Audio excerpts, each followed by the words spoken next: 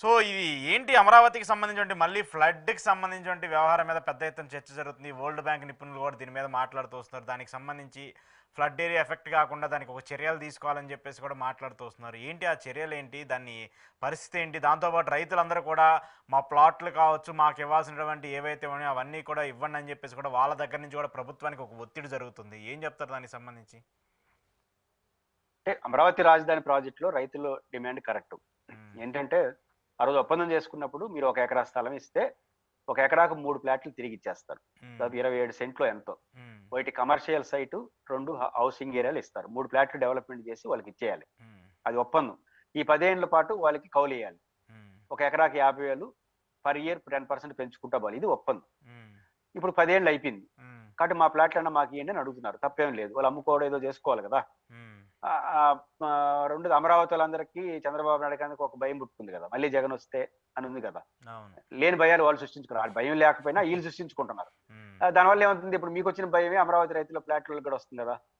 కాబట్టి మళ్ళీ ఆయన వచ్చినాడు అనుకో, మళ్ళీ మొదటికి వచ్చింది అనుకో వ్యవహారం వస్తుంది. కాబట్టి తొందరగా మీరు ఫ్లాట్లు ఇస్తే అదేదో చేసుకుంటాం కదా అనే అభిప్రాయం కూడా వాళ్ళకు ఉండొచ్చు.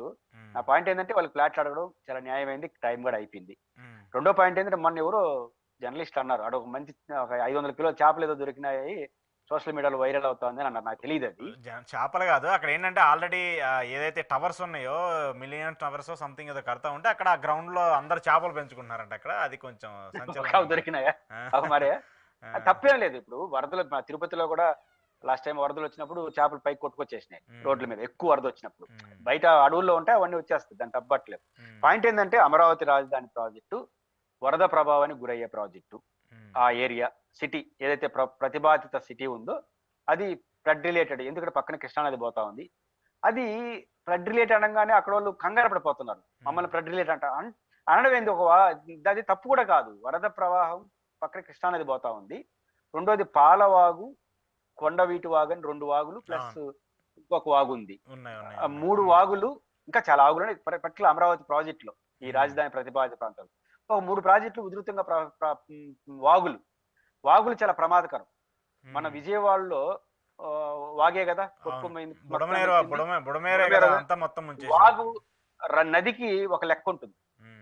అంటే ఏ సంవత్సరం ఎంత వచ్చింది అని లెక్క ఉంటుంది, దానికి ఒక రూట్ ఉంటుంది. ఈ వాగుకి పద్ధతి పాడే ఉండదు, ఎప్పుడు వస్తుంది ఎప్పుడు పోతుందో తెలియదు. కాబట్టి ఈ వాగులు చాలా ప్రమాదకరమైనవి.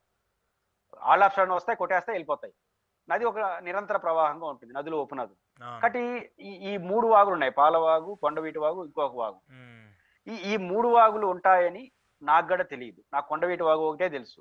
కానీ ఇప్పుడు కొత్తగా ప్రభుత్వం ఒక ప్రతిపాదన చేసింది.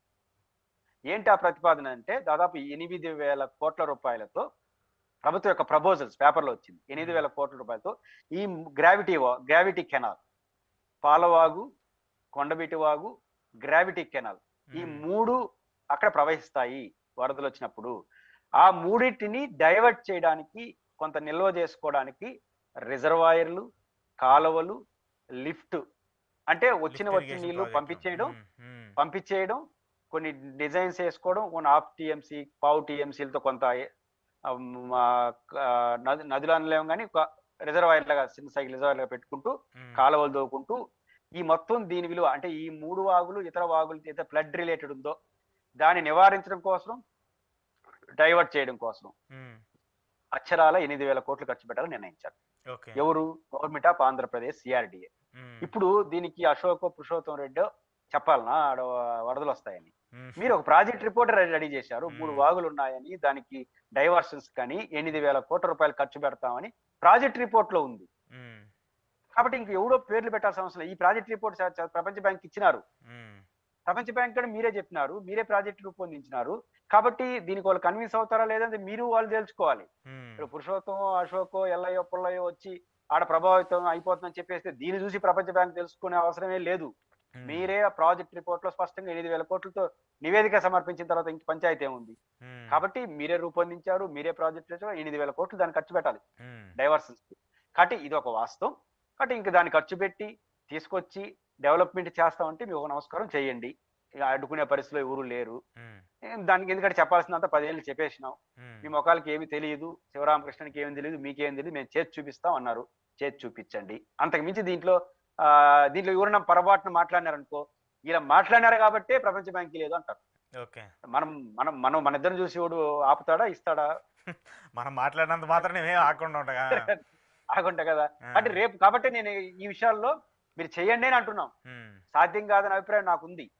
ఇప్పుడు చెప్పదలుచుకోవాలా. ఎందుకు చెప్పదలుచుకోలేదంటే మీరు చెప్పారు కాబట్టి వాళ్ళు ఇయ్యలేదని చెప్తారు. హ్మ్. కాబట్టి మీకో నమస్కారం. మీరు ఏం చేయదలుచుకున్నారో రాజధాని పైన అన్నీ చేయండి. హ్మ్. 10 ఏళ్లలో శివరామకృష్ణన్ చెప్పాడు. మాలాంటి వాళ్ళు చెప్పేసినాం. ప్రపంచం చెప్పాల్సి చెప్పేసినారు.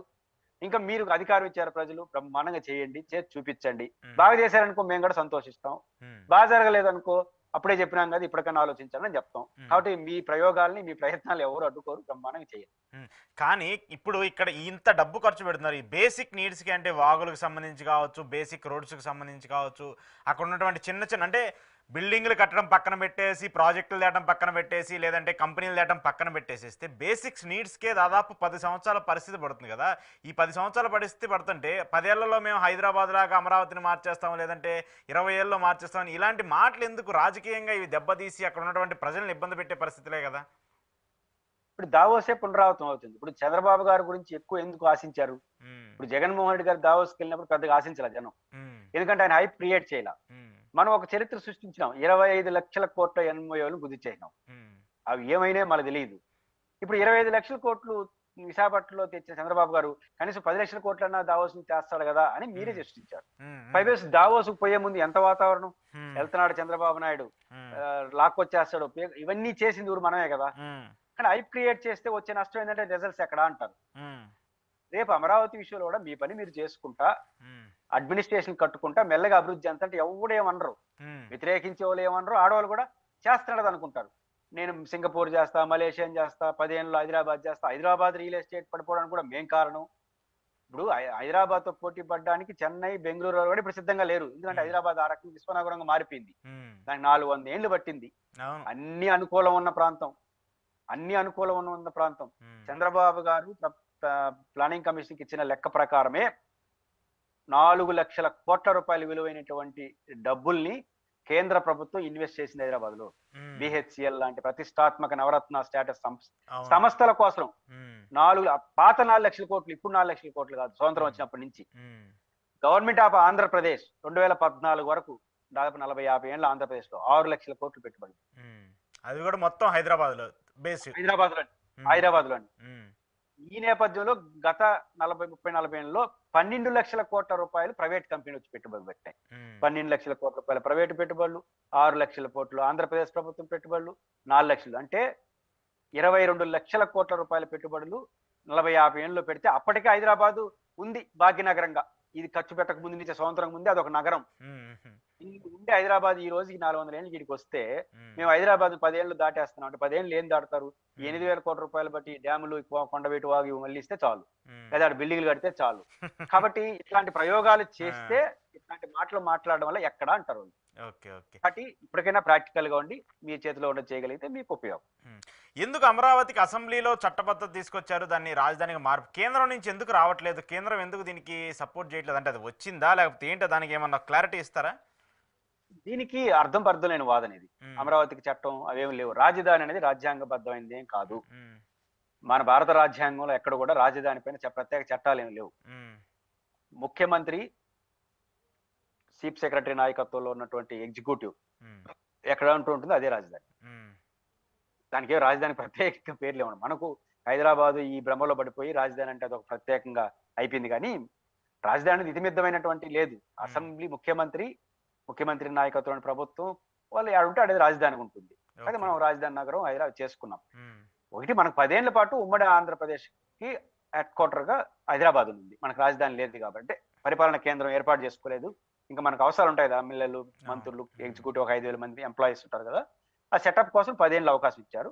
హ్మ్. మనం ఇంత లోపలే విజయవాడకొచ్చేసినాం. హ్మ్. వెలగపూడి కేంద్రంగా మన పరిపాలన జరుగుతా ఉంది. మీరు ఏ జివోన చూడండి వెలగపూడి అని ఉంటుంది. అవును. హ్మ్. సెక్రటేరియట్ ఉంది కాబట్టి. హ్మ్. కాబట్టి సెక్రటేరియట్ ఉంది కాబట్టి వెలగపూడి కేంద్ర రాజధాని కార్యాలయం జరుగుతుంది. మనకు రాజధాని ఉంది. అది నిన్నటి వరకు హైదరాబాద్ సెంట్రల్ ఉమ్మడిది. ఆ తర్వాత మంది ఆటోమేటిక్‌గా దీనికి ఒకడు గుర్తింపాలి. రేపు ప్రభుత్వం అనుకుంటే ఈ చంద్రబాబు నాయుడు అనుకుంటే హ్మ్. తీసుకొచ్చి ఈ విశాఖపట్నంలో పెట్టొచ్చు. జగన్మోహన్ రెడ్డి గారు అనుకున్న నెక్స్ట్ వచ్చే ప్రభుత్వం ఈ ప్రభుత్వం అనుకున్న మార్చొచ్చు రాజధానిని. అవునా? అయితే మీరు అనొచ్చు జగన్ గారితో పంచాయతీ ఏమొచ్చిందంటే అక్కడ రైతులతో ఒక ఒప్పందం చేసుకున్నారు. ఉమ్, ఏమని మీరు ఒక రాజధాని పెడతాం, మీరు భూములు ఇవ్వండి అని అగ్రిమెంట్ చేసుకున్నారు. ఆ అగ్రిమెంట్ లేకుండా ఉంటే అసలు చర్చే లేదు. ఓకే ఓకే ఓకే అంటే మీరు రాజధాని పెడతానని మా దగ్గర భూములు తీసుకున్నారు, కాబట్టి మా రాజధాని విషయం తేల్చండి అనేది రైతుకున్న రైట్. ఒప్పందం చేసుకున్నప్పుడు మీ దగ్గర 1 ఎకరా తీసుకొని నేను రియల్ ఎస్టేట్ ప్రాజెక్ట్ చేస్తాను, నేను మధ్యలో వెళ్ళిపోతాను, ఇది ఒక ఒప్పందం ఇచ్చింది కదా, దాన్ని అడ్రస్ చేయాలి కదా. ఓకే ఓకే అంటే అక్కడ ఇబ్బంది పడింది ప్రభుత్వం, అంతే తప్ప రాజధాని మార్చకూడదు, ఇది రాజ్యాంగం. కేంద్ర ప్రభుత్వం అఫిడేట్లు చెప్పింది, అయితే హైకోర్టు 2 అఫిడేట్లు వేసింది హోంశాఖ. రాజధాని పైన పూర్తి అధికారం రాష్ట్ర ప్రభుత్వం అందే, ఓకే మా కేంద్రానికి ఎటువంటి సంబంధం లేదు. రెండో అఫిడేట్లు అసలు కోర్టులు మీరు కూడా జోక్యం చేసుకోవద్దు అని చెప్పింది. ఇంత స్పష్టం కాబట్టి అది ఏమి పంచాయతీ లేదు అమరావతిలో. ఈ ప్రజెంట్ కీలకపూడి కేంద్ర రాజధాని ఉంది, ఇదే ఉంటుంది. మార్చదలుచుకుంటే మార్చొచ్చు, ఆ రైతుల ఒప్పందాలను అడ్రస్ చేస్తే సరిపోతుంది. అటు ఇటు చేసి పాపం అమరావతి రైతులు బాగా ఇబ్బందులు పడుతూ ఉన్నారు దీనికి సంబంధించి. అంతే.